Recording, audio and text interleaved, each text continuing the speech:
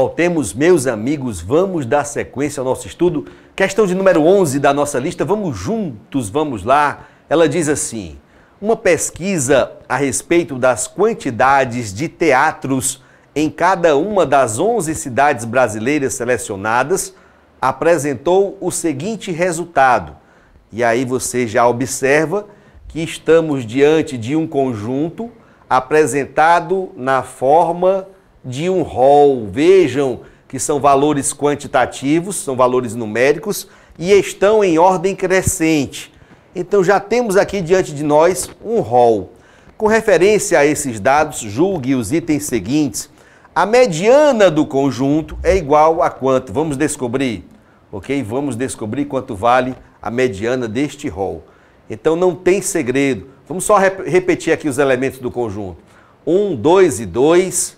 O elemento 3 aparece 1, 2, 3 vezes. O elemento 4 aparece 5 vezes. 1, 2, 3, 4, 5. Ok? Se quiséssemos saber a moda desse conjunto, a moda é o elemento que mais vezes aparece no conjunto, já mataríamos de cara que a moda é igual a 4. Mas queremos saber quem é a mediana desse conjunto. Ora, para sabermos a mediana de um conjunto apresentado na forma de rol, conte primeiro quantos elementos nós temos nesse conjunto. 2, 3, 4, 5, 6, 7, 8, 9, 10, 11. São 11 elementos e 11, obviamente, que é um número ímpar. Isso interessa para nós, professor? Sim, interessa. Lembrem-se que na questão anterior trabalhamos para cálculo da mediana de um conjunto que tinha 6 elementos, um rol com 6 elementos. Era um número par. Nós vimos como é que fazia. E no caso de um número ímpar de elementos? Quando o rol tem um número ímpar de elementos, significa dizer que existe uma única posição central nesse conjunto. Só existe uma posição central nesse conjunto. Ora, quando o rol tem poucos elementos, como até aqui, 11 elementos, não é tanto assim, dá para você, na hora da prova, usar um truque para ir mais rápido. Você põe um dedinho aqui no primeiro elemento do rol e um dedo no último elemento. E aí você vai dando saltos sucessivos para o centro. Sempre de forma conjunta. Avança uma casa com um dedo, recua uma casa com o outro. E assim vai. Próximo salto. Avança uma casa, recua uma casa. Próximo salto. Avança uma casa, recua uma casa. Próximo salto. Avança uma casa, recua uma casa. E aí você percebeu que quando você der o último salto para o centro, os seus 2 dedos irão se encontrar sobre o mesmo elemento. Vejam, sobre o mesmo elemento. Este, portanto, é o elemento que ocupa a posição central do conjunto. Ele já é a nossa própria mediana. Mediana é igual a 3. Pode verificar, vejam. Quantos elementos ficaram à esquerda da mediana? 1, 2, 3, 4, 5 elementos. Quantos elementos ficaram à direita da mediana? 1, 2, 3, 4, 5 elementos. Não resta dúvida, a mediana do conjunto, de fato, é igual a 3. Vamos marcar certo para o texto da questão número 11, ok? Professor, aqui deu para usar o truque de aproximar os dedos para o centro, porque era um número pequeno, relativamente pequeno de elementos. Mas se fosse um número absurdo, 77 elementos, como é que eu saberia exatamente, sem ter que usar o truque dos dedos, como é que eu saberia qual dos elementos ocuparia a posição central? Então vamos lá. Quando o rol tem um número ímpar de elementos, só existe uma posição central nesse conjunto e esta posição central é identificada por meio da conta n mais 1 sobre 2. Repare bem, aqui é a conta para identificar, não é o elemento da mediana, mas sim a posição central do conjunto. Ora, esse conjunto tem 11 elementos. 11 mais 1, 12. 12 dividido por 2, 6. a sexta posição central desse... a sexta posição desse conjunto é a única posição central. Aí você vem em conta. Primeira posição, segunda, terceira, quarta, quinta. Quem é o elemento que ocupa a sexta posição? É o elemento 3. O elemento que ocupar esta posição central, ele será a nossa mediana. Neste caso, mediana é igual a 3, ok? Ótimo, essa foi a questão de número 11. Questão 12, vamos lá. Vamos trabalhar para aprender ou relembrar algo importante. Estamos com aquele mesmo rol, ok? Enquanto a questão 11 pediu o cálculo da mediana, a questão 12 vai pedir o cálculo do valor do primeiro quartil desse mesmo conjunto. Vamos repetir o conjunto aqui, ó. 1, 2 e 2.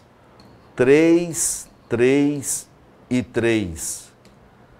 4, 4, 4, 4 e 4. Ora, nós já havíamos na questão passada identificado que a mediana desse conjunto, a mediana desse conjunto está bem aqui, Foi a sexta posição, perfeito, o elemento 3. Então, quando a questão pede cálculo ou do primeiro quartil ou do terceiro quartil de um rol, o seu primeiro trabalho, veja bem, seu primeiro trabalho será justamente esse, calcular a mediana do conjunto. A gente calcula a mediana, identifica quem é a mediana, olha aí, ó, e isola a mediana. Vamos isolar essa mediana, está aqui, está isolada. Uma vez que nós identificamos e isolamos esta mediana, facilmente a gente percebe que agora nasceram dois conjuntos menores. Um conjunto menor que está bem aqui à esquerda da mediana e outro conjunto menor que está bem aqui, ó, à direita da mediana. Se a questão pede que você identifique o valor do primeiro quartil desse conjunto, nós vamos trabalhar com esse conjunto menor que ficou à esquerda da mediana, ok? Então vamos lá, esqueça todo o resto. Vamos esquecer todo o resto. Para ajudar a facilitar esquecer todo o resto, olha o que eu vou fazer, ó. Pronto, ó, esqueça todo o resto, ok? Ficou melhor agora? E agora, professor? Agora vamos calcular a mediana desse conjunto aqui que ficou no quadro.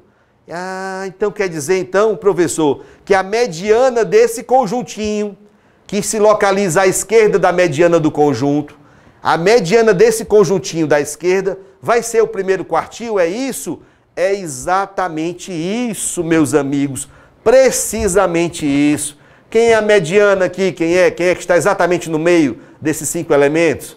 É o elemento 2, professor. Vejam, ficaram 2 elementos à sua esquerda, 2 elementos à sua esquerda e outros 2 à sua direita. Então, 2 é a mediana desse conjunto. Como nós sabemos que esse conjunto é parte de um conjunto maior, que está localizado à esquerda da mediana do conjunto maior, diremos que aqui está o Q1, primeiro quartil desse conjunto, que é exatamente igual a 2. A questão está nos dizendo que o primeiro quartil é igual a 3. Não é, é igual a 2. Portanto, vamos marcar errado, ok? Vamos marcar errado para o texto da questão número 12. Vamos marcar errado para o texto da questão número 12. A questão número 11 pediu a mediana do conjunto. A questão 12 pediu o Q1, primeiro quartil. E a questão 13 vai nos pedir para este mesmo rol o cálculo do valor do terceiro quartil. Ah, muito bem, vamos lá. Vamos repetir aqui o conjunto desde o início. 1, 2 e 2. 3, 3 e 3.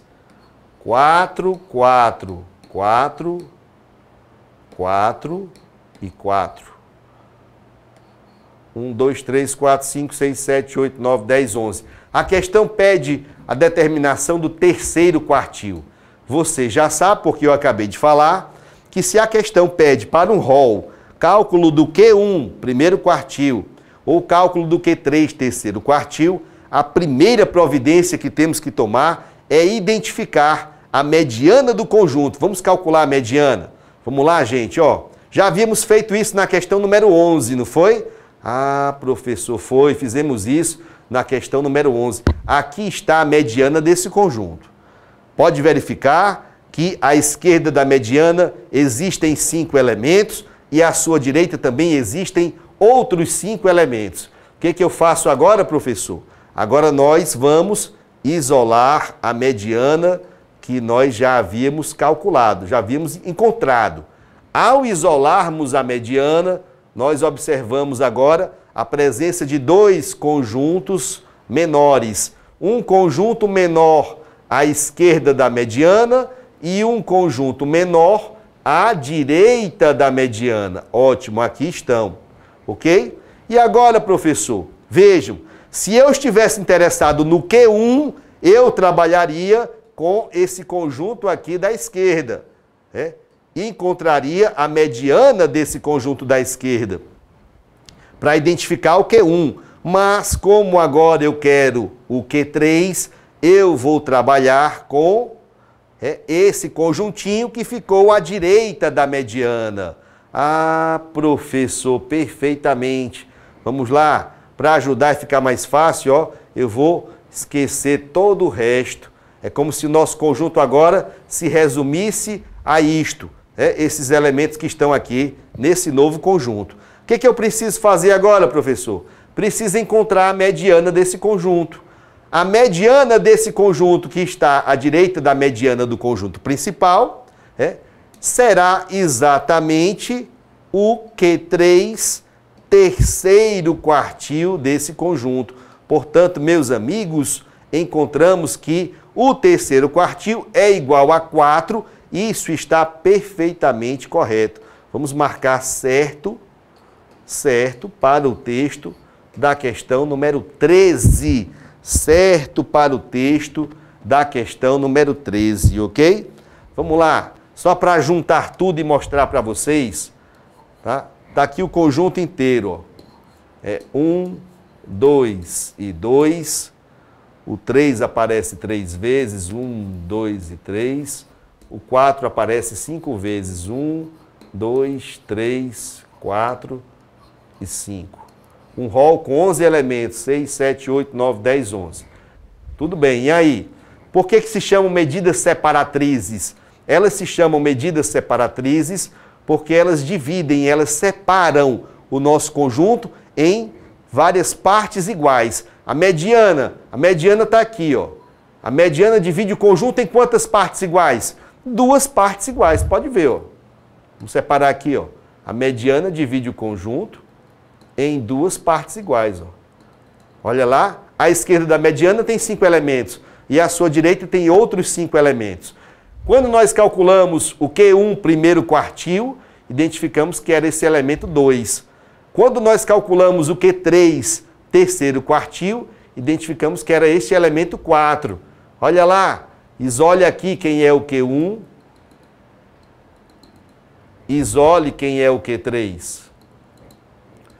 E aí você vai verificar que, de fato, agora o nosso conjunto ficou dividido. O quartil divide em quantas partes? Em 4 partes iguais. Vejam, primeira parte, segunda parte, terceira parte, quarta parte. Olha aí, professor, não é que é verdade? E para dividir, olha aí, para dividir uma reta em 4 partes iguais, eu tenho que marcar quantos pontos? 1, 2, 3. Eu marco 3 pontos e divido a minha reta em 4 partes iguais. Pode ver, ó. Primeira parte, segunda parte, terceira parte, quarta parte. E aqui vimos o estudo completo da determinação das medidas separatrizes de Q1, Q2 e Q3. Lembrando que Q2 é sinônimo de mediana. Q2 é sinônimo de mediana.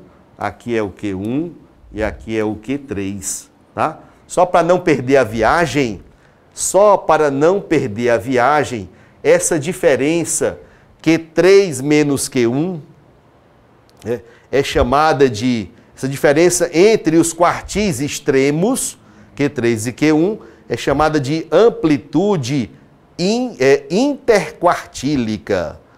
Amplitude, só para a gente lembrar, tá ok? Isso aqui já foi cobrado em prova, amplitude interquartílica.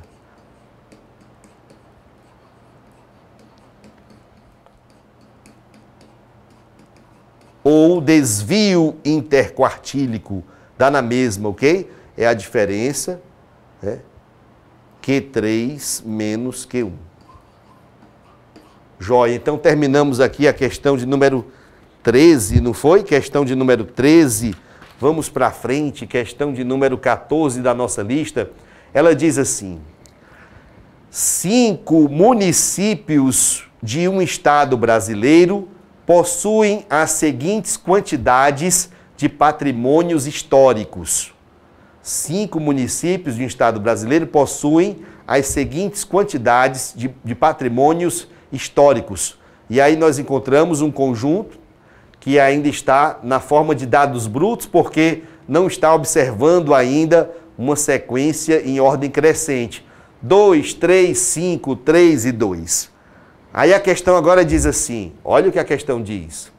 Admitindo que a média e o desvio padrão desse conjunto de valores sejam iguais a 3 e 1,2, respectivamente, julgue os itens seguintes.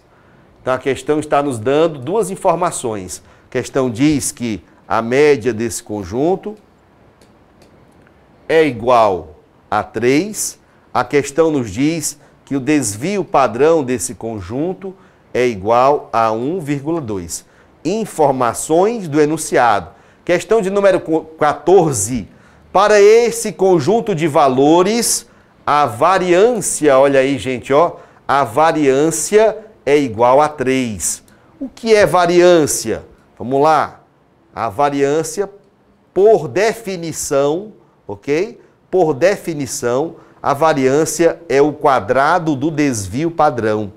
Variância é o quadrado do desvio padrão. Se a própria questão já nos havia revelado que o desvio padrão desse conjunto é igual a 1,2, então a sua variância vai ser igual a 1,2 elevado ao quadrado.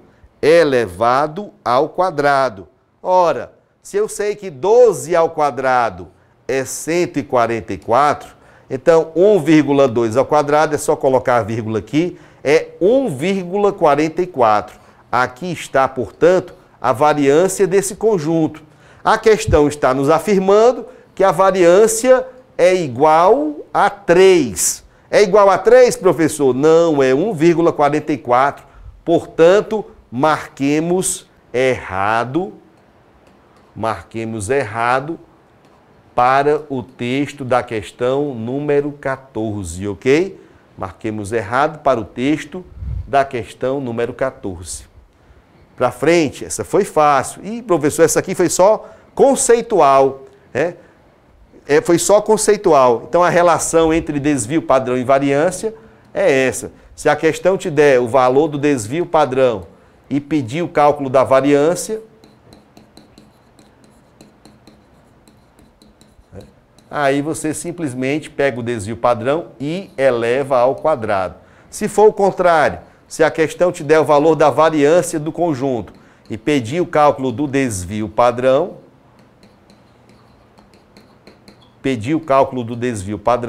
aí o desvio padrão é calculado como sendo a raiz quadrada da variância. A raiz quadrada da variância. Não tem segredo, vamos para frente. 5 municípios é aquele mesmo texto lá de cima. E a questão continuou nos informando que a média aritmética do conjunto e o desvio padrão desse conjunto são iguais, respectivamente, a 3 e 1,2. Então, continuamos com a mesma informação anterior. A média desse conjunto é igual a 3, o desvio padrão desse conjunto é igual a 1,2. Aqui está. E a questão 15, ela vem nos falar assim, ó. Vamos lá. O CV, coeficiente de variação. O coeficiente de variação é superior a 0,3 e inferior a 0,5. Superior a 0,3 e inferior a 0,5. Vamos lá. Basta você se lembrar do conceito, tá certo? Basta se lembrar do conceito. O CV, coeficiente de variação, ele também é conhecido como um cálculo de dispersão relativa. Dispersão relativa. Por que que ele é chamado de dispersão relativa, professor? Porque ele é calculado assim, ó. A dispersão absoluta do conjunto, quer dizer que desvio padrão também pode ser chamado de dispersão absoluta? Sim, dispersão absoluta é desvio padrão, mesma coisa. Então, a dispersão relativa, CV, coeficiente de variação, é igual à dispersão absoluta, desvio padrão, em relação a alguém. E este alguém é a média aritmética. Portanto, nós teremos aqui desvio padrão 1,2, dividido pela média aritmética, que é igual a 3, ó, e aí chegamos a 0,4. Aqui está o valor do coeficiente de variação desse conjunto, ok?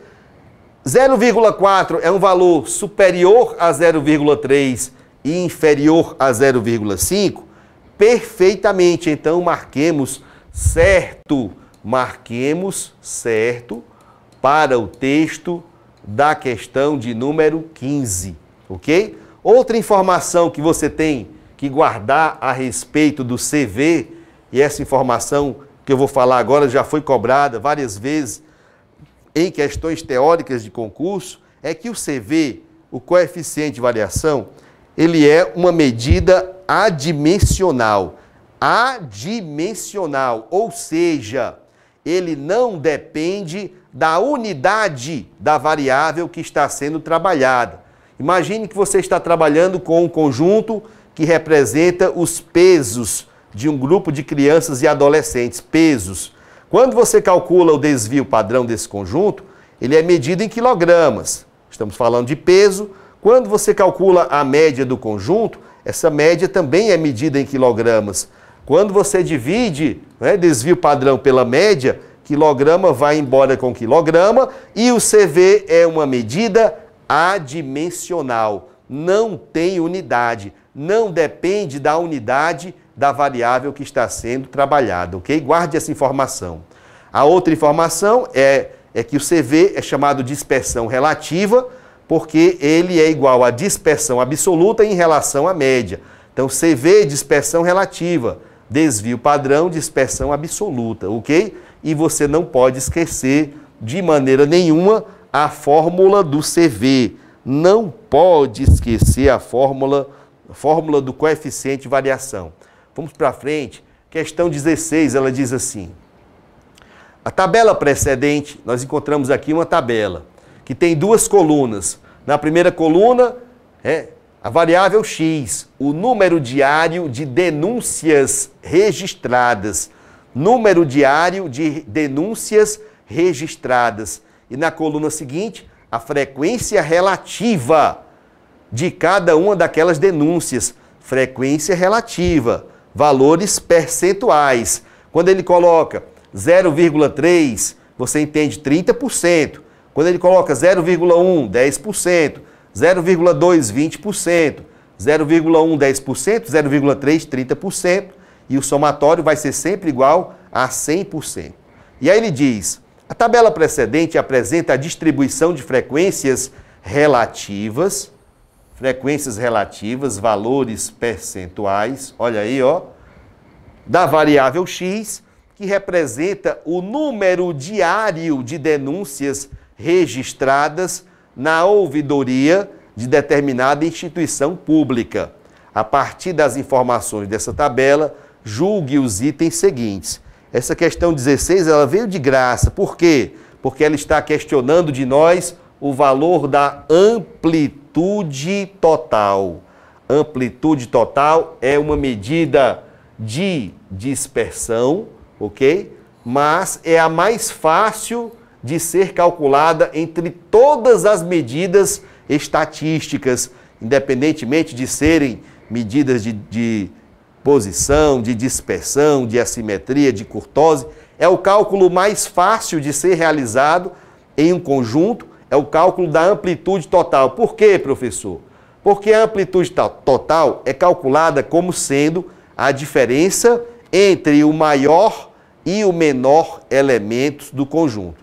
Então aqui nós temos o elemento 0, apareceu 30% das vezes, o elemento 1 apareceu 10% das vezes, e assim por diante, elemento 2, elemento 3, elemento 4. Qual é o maior elemento desse conjunto? 4. Qual é o menor elemento desse conjunto? 0. Ah, professor, está brincando comigo? Não, é só isso. A diferença entre o maior e o menor elemento do conjunto. 4 menos 0 é igual a 4, e aqui está a amplitude total deste conjunto. Aqui está a amplitude total desse conjunto, ok? A questão está dizendo que essa amplitude total é igual ou superior a 5. O que você diz? Não, professor, eu vou dizer então que está errado. Não é igual ou superior a 5. A amplitude total desse conjunto é igual a 4. E aí você ganhou um ponto tranquilo, né? Foi um ponto, aquele ponto que a banca diz assim, pelo amor de Deus, né? Ganhe esse ponto. Vamos lá, próxima, questão 17. Estamos trabalhando com o mesmo enunciado da questão anterior, ok? É a mesma tabela. Qual é a variável que está sendo estudada? A variável que está sendo estudada, professor, é o número diário de denúncias registradas. Olhe que nós estamos falando de uma variável expressa por um valor numérico. Ah, se ela é expressa por um valor numérico, ela é chamada de variável quantitativa. Vamos aqui, variável quantitativa. O que é a variável quantitativa, professor? Quantitativa é aquela expressa em quantidades, em valores numéricos, números, ok? As variáveis quantitativas, elas podem ser ditas discretas ou contínuas. Contínuas. Muito bem. A variável quantitativa discreta, ok? É aquela que você conta. A variável quantitativa contínua é aquela que você mede. Ah, isso aqui é só uma dica, ó. É só uma dica, ok? É um bizu, né? Para você lembrar na hora da prova. Variável discreta, você conta. Quantas pessoas tem na sua casa? Aí você vai contar. Eu, meu pai, minha mãe, meu irmão, minha irmã. Variável discreta, número de pessoas que moram na sua casa. Se for assim, quantos livros você tem na sua estante? Aí você vai colocar o dedinho e sai contando. 1, 2, 3, 4, 5, 6. Número de livros que você tem na estante, variável discreta. Você conta. A variável contínua, você mede. Quanto é que você está pesando? Uma pergunta muito indiscreta, né? Principalmente para as meninas. Quanto é que você está... Ninguém vai perguntar. Mas você mede, né? Você sobe na balança e diz, estou pesando 57 quilos, olha aí, né? Ou bem mais que isso, se for o caso. Mas você mede. Variável contínua, você mede. Quanto é a sua estatura? Você pega uma trena e diz, eu tenho 1,75 m. Ah, então altura, estatura, variável contínua. A variável discreta só vai assumir determinados valores, normalmente valores inteiros, né? Número diário de denúncias, ou foi 0 denúncia, ou foi 1 denúncia, ou foram 2 denúncias. Para você apurar esses dados, você conta. Qual foi o número de denúncias que recebemos hoje? Aí você pega ali os formulários. 1, 2, 3, 4, 5. Você está contando. Então a variável, se ela é quantitativa e você está contando para saber quantas são, é uma variável quantitativa discreta. Essa questão foi fácil, bem tranquila. Por quê? Porque ela está nos afirmando aqui que a variável x é do tipo qualitativo. Variável qualitativa não conta, você não vai contar, ok? Não é expressa em números. A variável qualitativa, ela não é expressa em números. Tudo depende da pergunta da pesquisa. O pesquisador pergunta, qual é a religião que você pratica? A sua resposta é um número? Não, não é um número. Então não se trata de uma variável quantitativa. Se ela pergunta quantas pessoas moram na sua casa, a resposta é um número, variável quantitativa, ok? Então, se não for um número, se não for quantitativa, será dita uma variável qualitativa. Voltemos aqui para a questão. É o nosso caso, professor? Não, absolutamente. Nós não estamos aqui trabalhando com variáveis qualitativas, e sim quantitativas. Marquemos errado para o texto, marquemos errado para o texto dessa questão de número 17. Próxima. Próxima. Professor, e a respeito das variáveis qualitativas, como é que elas se classificam? Vamos dar aqui uma breve, variáveis qualitativas, uma breve lembrança. A variável qualitativa, você já sabe que não é um número, é um nome, né? Qualitativa. Ela pode ser classificada em qualitativa nominal e ordinal. Ordinal é quando você consegue estabelecer uma ordem, uma hierarquia. É quando você consegue estabelecer uma hierarquia entre os resultados. Por exemplo, você vai ao quartel e quer fazer uma pesquisa. Quantos são os que trabalham nesse quartel, que são soldados, quantos são sargentos, quantos são tenentes, quantos são capitães e quantos são, sei lá, coronéis. Aí você vai fazer a sua pesquisa, vai chegar a pessoa, você pergunta, qual é a sua patente? Então a resposta é um número? Não, a resposta é um nome, portanto, variável qualitativa. Entre essas respostas que você recebeu, é possível estabelecer algum tipo de hierarquia, sim ou não? Sim, então estamos diante de uma variável qualitativa ordinal. Do contrário, se não puder ser estabelecido uma hierarquia entre as respostas, a variável será nominal. Qual é a sua cor preferida? Aí um vai dizer, é azul, o outro, vermelho, é verde. Então veja, essas respostas não são números. Então a cor preferida é uma variável qualitativa. Você consegue estabelecer uma hierarquia entre as cores? Não consegue, então variável qualitativa nominal, ok? Ok, vamos lá. Vamos ver se dá tempo de fazermos aqui mais uma. Muito bem, aqui está a mesma tabela da questão anterior. Mesma tabela da questão anterior. E agora a questão pergunta assim, ó. Ela pergunta, qual é a moda desse conjunto? Ele está dizendo, a moda desse conjunto é igual a 2. Meus amigos, moda é o elemento de maior frequência. É aquele elemento que aparece mais vezes no conjunto. Aqui nós temos uma tabela, ok? São dados tabulados e foi apresentada a coluna da frequência relativa, ou seja, a coluna da frequência que traz os valores percentuais, a porcentagem de frequência de cada elemento, de cada resultado. Então vejam, 30% é a frequência relativa do resultado zero. Não houve nenhuma denúncia em 30% dos dias, ok? Em 10% dos dias, houve uma única denúncia. Em 20% dos dias, houve 2 denúncias.